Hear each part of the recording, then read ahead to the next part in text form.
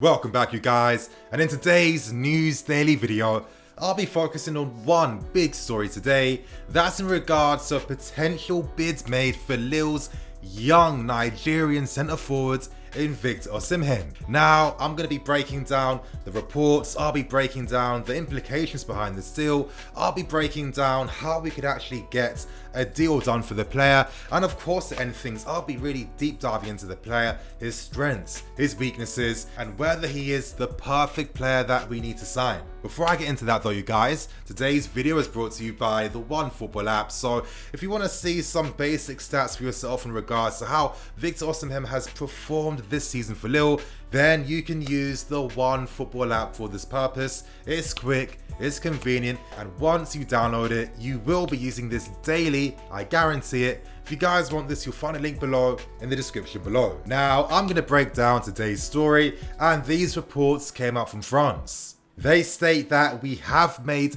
a bid to sign the player. Now, originally, reports did state that an 85 million move was made for the player. However, as time went on throughout the day, this ended up being false. We don't know exactly what the price is going to be. However, all we know at this point in time that an official bid has been made. Now, was he ever going to cost this amount of money? Of course not. Maybe before the pandemic, then yeah, I'd assume that Lille would have looked to really recoup that type of money, especially when they sold Nicolas Pepe for a similar amount in the previous window. However, with the pandemic situation and with Ligue 1 being cancelled, his valuation is not going to be the same. Now, this news is quite interesting because only a few months ago, reports came out suggesting that we've had an offer accepted for Gabriel, the young Brazilian centre-back playing for Lille. Those reports have grown really quiet right now. We don't know exactly what the update is. We don't know what's happening with this potential move. And I'm starting to think, could there be a real possibility that we could sign Gabriel and Victor OSIMHEN in the same window? Now, naturally, Lille are a selling club. They still have a lot of financial difficulties. And this is why they obviously signed Luis Campos in the first place.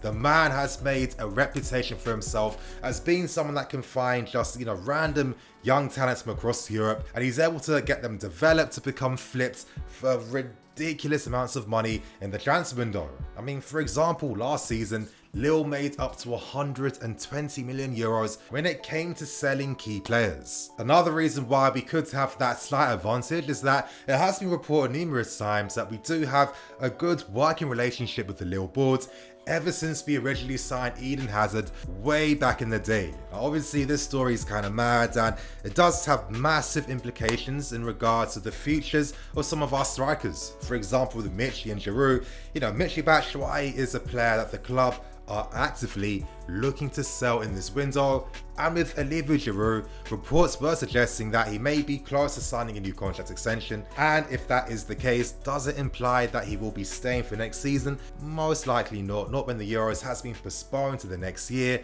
If you're asking me, it just means that Giroud now can be sold for money. He does become an asset with a transfer valuation on top of his head. Obviously, there are other implications in regards to other strikers we were looking at before. Of course, Timo Werner and Moussa Dembele. With Timo Werner, I mean, this guy is fully Team Liverpool.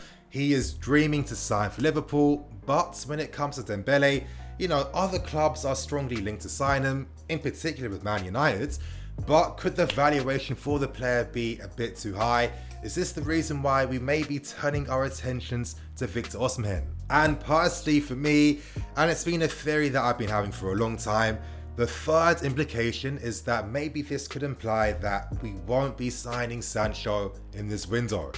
Now, for me, I've always said realistically, I see Sancho staying maybe one more season with Dortmund before he decides to move on. Not only does it give Sancho an opportunity to potentially win something next season with Dortmund, I'd assume that Dortmund would prefer to sell the player in the next window. Of course, with the Euros coming up, the Euros and international tournaments are known to really inflate the prices for players, and if they were to sell the player in this window, they would be selling him for under 100 million. So again, there are so many factors in this deal. Could this signify that the club are now turning their attentions to a striker that will obviously compete alongside Tammy Abraham? Now, in regards to how this deal could work, I have my personal theories. could we hope to bring the price down by offering a player in exchange? Now, with Michy Batshuayi, he has had a high valuation for a long time, and the last thing the club want to do is loan him out again. We want to sell him, to bring that money in so we can reinvest that for other deals. And my thinking would be, okay, Michy Batshuayi has a reputation in Ligue 1,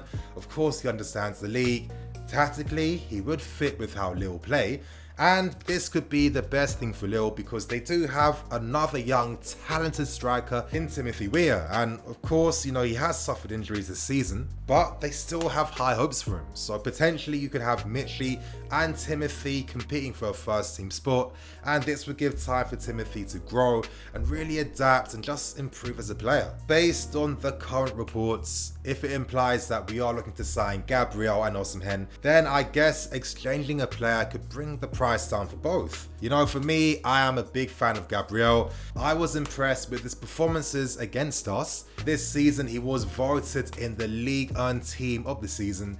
He's been very impressive, you know. For me, he meets the eye test and the stats test. He's a left-footed defender that is known for progressing the ball, an aerial beast, and, you know, he wins his duels on the ground.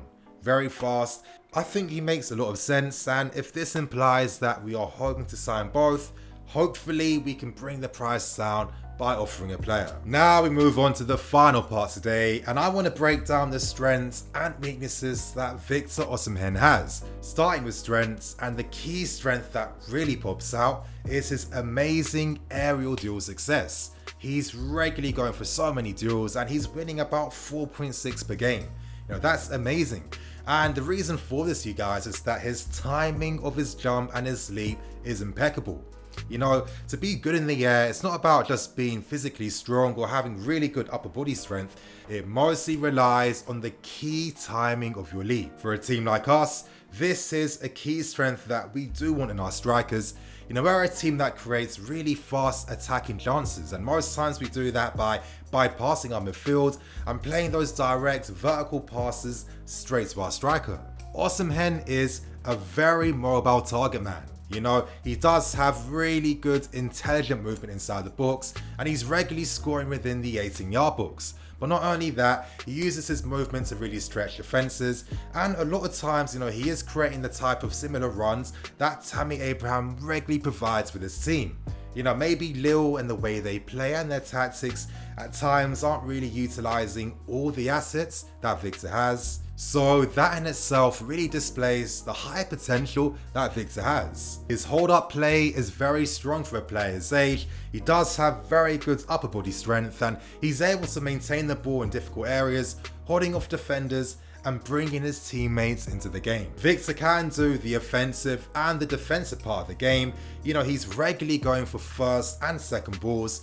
And again, for a team like us that counter presses and presses from the front foot, you know, you want your striker to be physical, aggressive, and have that willingness to close down the ball. Another great thing about his game is that his shot selection is pretty good. You know, for a guy that's regularly getting inside the box, he's not just hitting any ball that comes inside, he's taking shots that he feels he can score. He's getting about 3.5 per game, and you know, when you base that in regards to his movements inside the box, it's not as high. However, I like the intelligence that he's not just hitting and hoping. You know, there's a real quality behind his play and his decision making inside the box. But for me, you guys, one low-key strength in regards to the player's game is his mentality. Now, when it comes to the mental side in football, it is a side that is underappreciated. As fans, we don't necessarily talk about that when we're comparing X and Y players.